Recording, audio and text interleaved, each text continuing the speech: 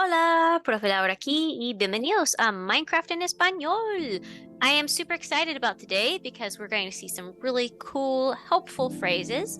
But first, we're going to do a brief review about tener with all the pronouns that we have seen so far. So, in case you have forgotten the pronouns, because I know it is a lot to remember, I'm going to remind you what each of these mean before we go over the tener part. So, yo means I. Tu means you. This is informal. So this is for our friends, family, people that we're close to and we know well, people we would call by their first name. Usted also means you. This is formal. This is for people that we don't know as well or people that we respect, people we would not call by their first name. So if in doubt, usted is the safe bet. I usually will use tu in class. But if you're ever with a Spanish-speaking person, it would be wise to use usted in order to not offend anyone. Él means he. Ella means she.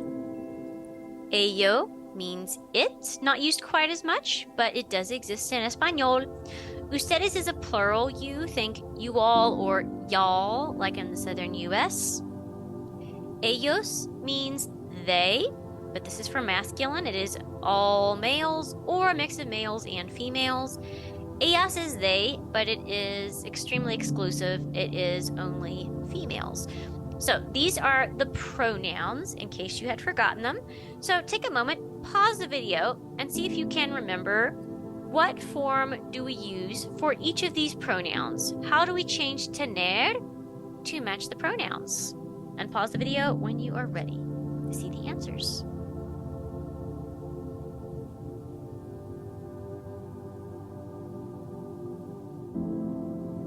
Okay, so let's see our answers now. Hopefully, these are the answers that you had. The verbs that we're using, we only have 1, 2, 3, 4 verbs for all of these pronouns. That should make it slightly easier to remember these because yo has one by itself. And then tu has one by itself. And then after that, we have usted hasta ello. So these 4 pronouns have the same verb. And same thing with ustedes, ellos, and ellas. These 3 have the same verbs. That should make your life a little bit easier as far as how many times how you have to use a different verb and which one to use. If you want, you can pause the video and try to form sentences with the pronouns and verbs. If not, you can go ahead and skip to the next part. So now we're going to see some phrases with tener. These are super helpful phrases. First, we're going to see it with the base verb tener. Remember, tener means to have, okay? So please remember, if you make a sentence, you have to change tener. You can't just say, for example, yo tener frío, okay? If you say that, Spanish-speaking people know automatically you are a foreigner, that you are incorrectly using the verb. It needs to be yo tengo frío, okay? Take a moment, pause the video, and see if you can remember the meanings for these particular phrases. I'm going to go through the phrases and the pronunciation after you take a moment to see if you remember their meanings.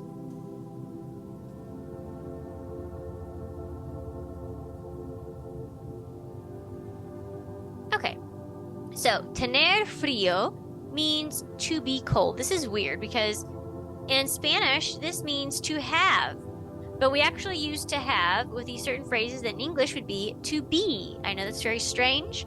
It does not make sense, but that is just how it is in español. So for example, if you say, yo tengo frío, you're literally saying I have cold, but what you really mean is I am cold. If you say, yo tengo calor, that just means I am hot, as in heat. You would not say this, for example, if you're doing real on a game and you're like, oh yeah, I'm hot, I'm on fire. We wouldn't say that if you're winning a game. Yo tengo razón. I am right. Yo tengo 11 años. I am 11 years old. So these are our first 4 phrases. We have 4 more phrases we're going to check out. So once again, pause the video and see if you can remember what do these phrases mean?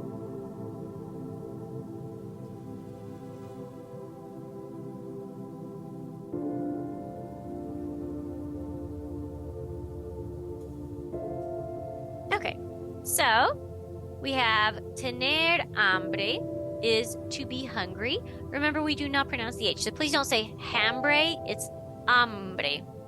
Okay, so for example, we could say tú tienes hambre. You are hungry. Tener sed is to be thirsty. We could say él tiene sed. He is thirsty. Tener miedo is to be afraid. Yo tengo miedo. I am afraid.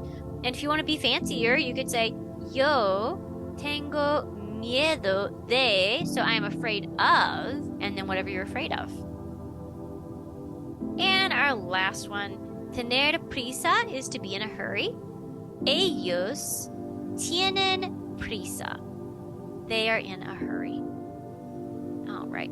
If you want, you can pause the video, or you can go back and try to make sentences with all these phrases, or you can continue on to our practice. But we're going to go ahead and practice these. So I'm going to ask ¿qué tiene or qué tienen? And you need to try to answer in the correct format with the correct phrase. So ¿qué tiene?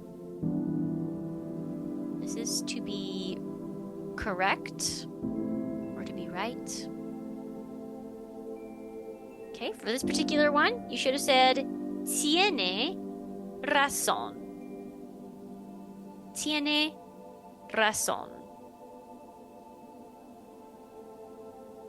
Okay, let's go to our next one. ¿Qué tiene el gato? Okay, in this case, personally, I think tiene hambre. It looks to me like the cat is hungry. If you think it's thirsty and wants some milk, you could say tiene sed. That would be fine as well. And honestly, I know some people might think that the cat is afraid, so you could also say tiene miedo. He looks awfully sad.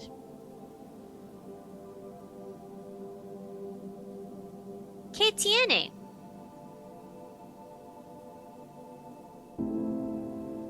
Okay, for this one, the only one I was looking for is tiene frío. Tiene frío.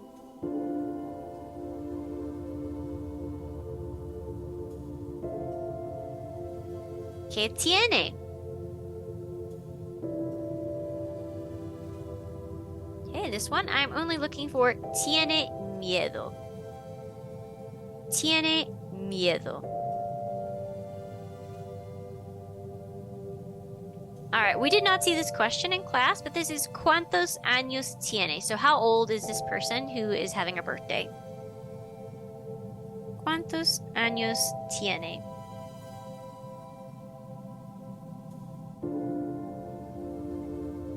Okay, hopefully you remember the numbers.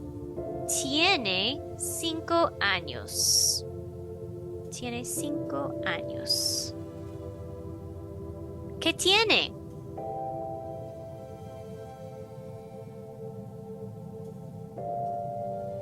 Okay, hopefully you said tiene hambre. Tiene hambre. And remember, do not pronounce that H.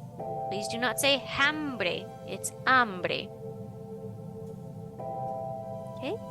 ¿Qué tienen? This is only meant to be thirsty.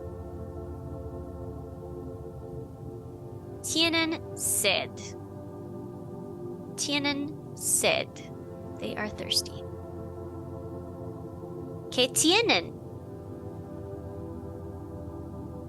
This is meant to be hot, not really hungry. I mean, you could do hungry if you want.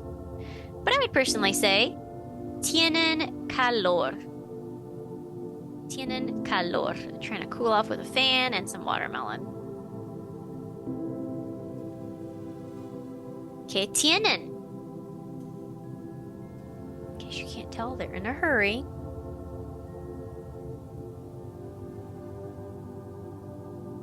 Okay. Tienen prisa. Tienen prisa.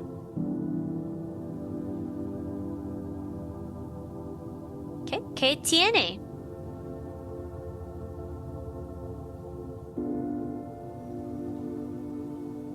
Okay. Tiene frío.